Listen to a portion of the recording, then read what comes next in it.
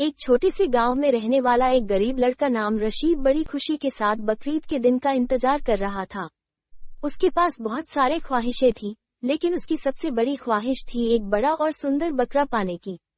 बकरीद के दिन उसके पिताजी ने उसे एक बकरे की खरीदारी के लिए अपने साथ ले जाने का वादा किया। रशीद का दिल खुशी से उछल रहा था। वो अपने बकरे को चुनने के लिए बाजार में गया।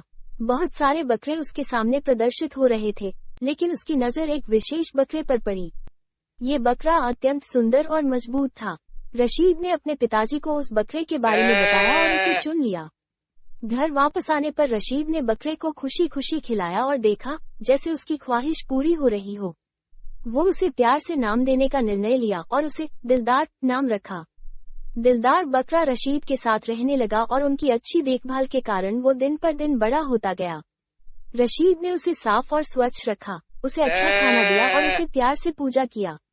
दिलदार बकरा भी रशीद को अपना साथी मानने लगा और हर जगह उसके पीछे चलने लगा।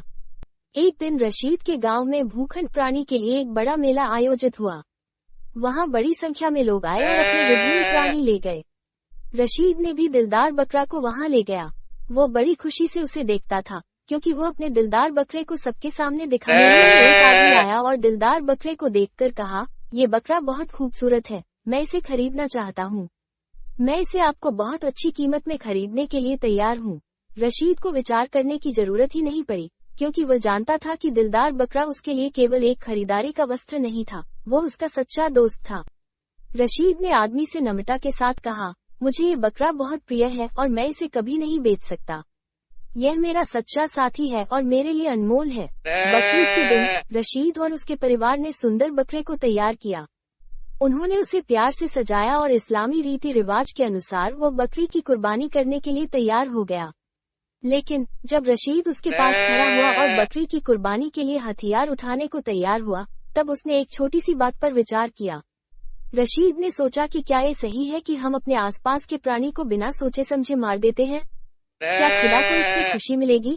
वो खुद को वहाँ बाध्य महसूस कर रहा था, क्योंकि उसका मन उसे बता रहा था कि खुदा की रजा को प्राप्त करने के लिए हमें प्रेम, सद्भाव और दया का व्यक्तिगत स्वरूप बनना चाहिए।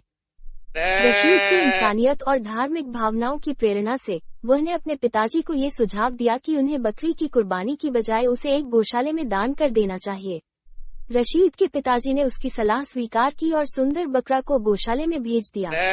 रशीद को बहुत ही गर्व महसूस हुआ, क्योंकि उसने अपने अंदर के इंसानियत और धार्मिकता की ताकत को महसूस किया।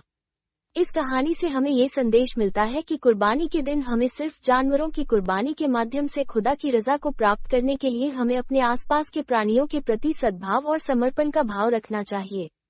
हमेशा धर्म के नियमों का पालन करते हुए हमें अपनी इंसानियत को भी महत्व देना चाहिए और प्रेम, दया और सद्भाव के साथ अपने कर्तव्यों का पालन करना चाहिए।